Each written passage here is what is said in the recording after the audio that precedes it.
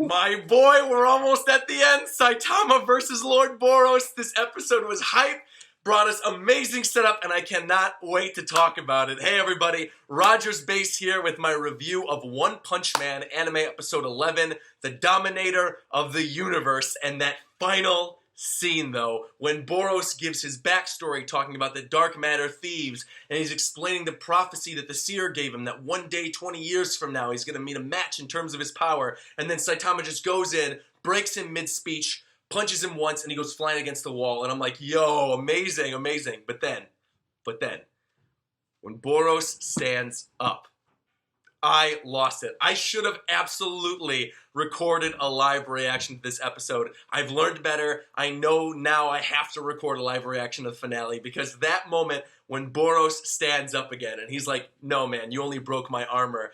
Now I'll see my true power, and he just buffs up entirely. Now obviously Saitama's gonna blow him back, but seeing him bulk up entirely, seeing that true final form of Boros, and then seeing Saitama's priceless reaction, the scene that has been endlessly quoted from the manga. This is one of the only scenes in the manga that I actually knew going into this show, and it's the scene where Boros breaks off his armor, he goes into his full form, and you just see Saitama going, okay.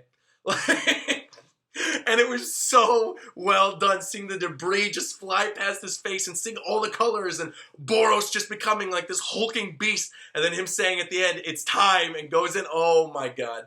Yo, that ending sequence alone, 5 out of 5. That ending sequence alone, 5 out of 5. This episode, 5 out of 5. Like, I might seem like a fanboy while I'm reviewing this episode, but honestly, like, how could you, if you're a fan of One Punch Man, I don't know what you could possibly find in this episode to fault, because even in the bits that weren't entirely all that exciting, when we're seeing the news talking about, you know, the alien ship over City A, even that was cool, because we were getting flashbacks to older episodes. We saw Hammerhead again, who was the dude who Saitama broke the armor of before, who was bald.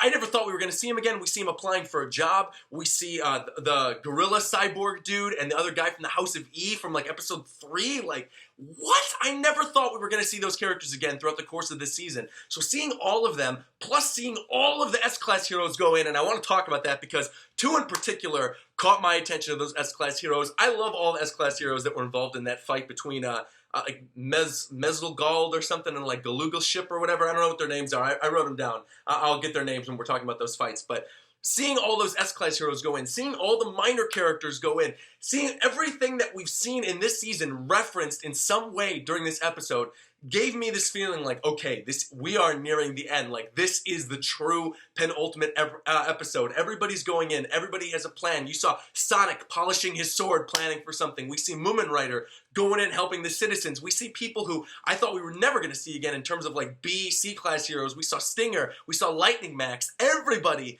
came back this episode, and it was incredible. It was incredible. The pacing, the animation, the music during that final scene with Boros, bruh, I almost died of hype. The music was so good. And so many of the action sequences, and again, this is a big thing for people who want to get into One Punch Man. You tell them, oh, there's a show about this guy who beats everybody in one punch. So many people are like, where's the tension there if you already know the guy's gonna win? Just watch the show. You have to tell them to watch the show, because there's no other way to truly explain like the tension that you feel, knowing it's not even tension that you feel for Saitama, because you know Saitama's gonna wreck whoever goes in. It's the tension you feel for these other fighters, for like Lord Boros' army, talking about like, oh, I'm the ultimate telekinetic being in the universe, and the other guy down below like with the regenerative powers, and you're like, you're gonna die. Like, you know, watching this, you're gonna die. Saitama's gonna kill you. And again, the comedy gold sprinkled between the action this episode. Fantastic. The bit where Saitama's looking around and thinking like where he's going to go on the ship, and then Galugan's ship or whatever, the telekinetic guy tells him, oh, you know, you should just leave the ship. Like, the exit's over to the right. Like, just get out of here. And then Saitama, you see his face get serious for a moment, and he's like, well, guess I'm going to go to the left then. And then the dude's like, no, don't come to the left, don't come to the left. Perfect. I mean, so funny. So good. So good. And, oh my gosh, the stuff with Mezzelgald, and then the fight between the S-Class heroes. We got Atomic Samurai, Silver Fang Bang, Tornado, and Metal Bat. Oh my god, yo. Like, Puri Puri Prisoner was there too. seeing all of them go in, and the one in particular that I want to point out, there's another character that's a hero that I want to bring up a little bit later on who impressed me, but the one I want to bring up, the one who you guys have been hyping up for me for a long time, and as someone, again, who only watches the anime, who doesn't read the manga, but hears about this character, the one I want to see more of, the one, like, I would watch a spin-off show with this character, Metal Bat. My boy Metal Bat was going in on Messelgold or whatever, and he's the one who finds out that, oh yeah, if you break the marble, then their regenerative powers stop. That whole sequence where he's going in just slamming on the dude, like you could feel the impact of every single bat hit. You see the little dude get sliced in half by the Atomic Samurai. You see Silverfang going with all the attacks. Puri prisoners punching him 1,000 different ways. Amazing. Incredible action, but the one, again, of all of those guys that impressed me the most, the one I'm like, yo, I like this guy, I want to see more of him, was Metal Bat. Like, and I don't know what, it's just a, you know, like a street gang dude with a metal bat. Like, what's so cool about him? I don't know, but he's awesome. I love him. And the only thing that we really didn't get in this episode, I didn't feel like we really got a lot of, was Genos. You know, where's Genos? What's going on with Genos? And obviously we're going to see him next episode because it's the finale, but I thought it was strange, the lack of Genos in this episode. All the other fighters were sort of here and had their moments, but we didn't really see Genos. So I'm wondering what's kind of going on there. Of course, like I said, we'll probably see him by the finale. We'll probably see Sonic enter the mix at some point too in the finale, because it seems like Genos and Sonic are kind of like the next main characters after Saitama, but regardless, like, that whole sequence at the end with Boros and Saitama, again, is completely warranting this episode a 5 out of 5. But all the stuff beforehand, the callbacks to the old characters, seeing my boy Metal Bat go in on Messelgold, seeing that fight between Galugan Ship where he, like, completely becomes his ultimate telekinetic being. I love that bit where he's given his backstory. He's talking about, like, how he's the ultimate being in the universe, no one could touch him. And then you just see Saitama standing there like, as all you can see the impact of the telekinetic powers, like pushing down on the floor. All his subordinates are like scrambling out of the way. You could feel it when he does the pebble stone like meteor attack or whatever. It's raining down the ship. It's ripping the ship to pieces.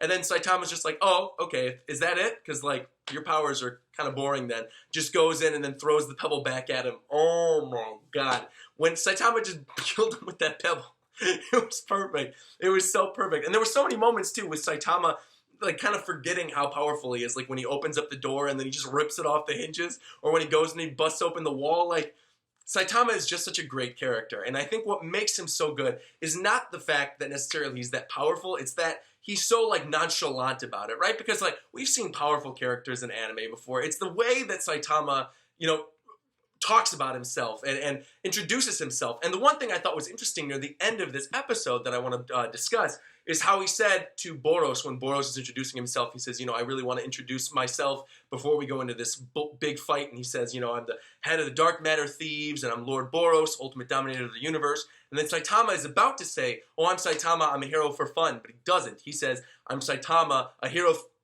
a professional hero. And he stops himself. And I'm like, Saitama, obviously, he's still a hero for fun because, you know, he's still bored. You can tell in his face a lot of the time. He's still goofy-looking Saitama.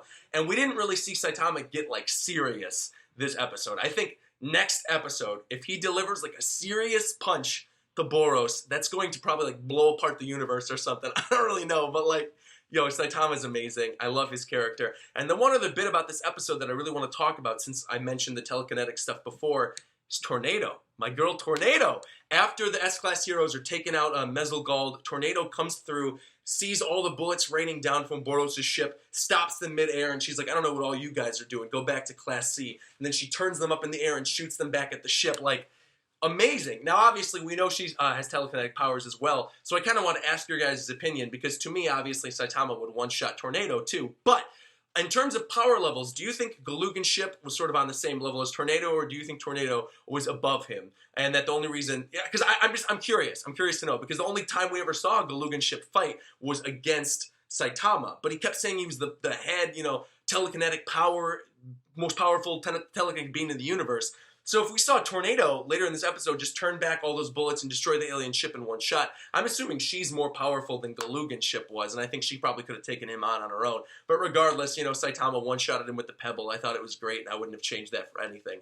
Ultimately, action on point, comedy on point, everything is wonderful. The callbacks, seeing all these characters get in their final spot for the finale, and then knowing next week, man, next week is the finale of the show that I have absolutely fallen in love with. It is super bittersweet. I do not want to see it go, and I'm sure most of you guys feel the same way as well. But you know what? We got some more OVAs, and there's no doubt in my mind this is going to be picked up for season 2. No question. The amount of hype this has generated on YouTube, on the internet in general, people are talking about One Punch Man. It seems like this is this year's Attack on Titan. You know, Attack on Titan was everywhere at anime conventions and everything, you know, the year that Attack on Titan came out.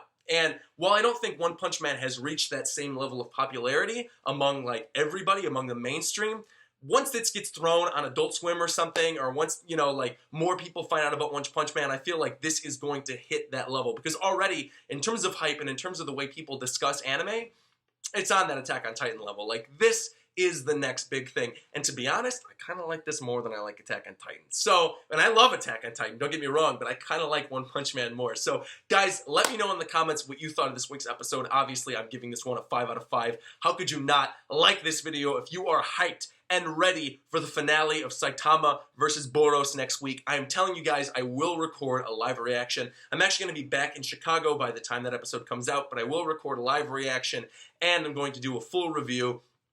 I might split them up into 2 videos, or I might keep them one, so just let me know in the comments below what you'd rather have me do. But ultimately, I mean, like, what more can I say about this amazing show? I've hyped it up every week. I've talked about how much I love it. And this episode just goes to show, you know, that my excitement is warranted. It's an amazing show. If you aren't already watching it, get your friends into it. Get everybody who you know who potentially likes anime watching One Punch Man. And you can probably get them caught up before the finale next week, because there's only like 11 episodes. So until next time, like, comment, subscribe, and I'll talk to you guys later. And let's get ready for that Saitama versus Boros finale, man. All right, bye-bye. One punch!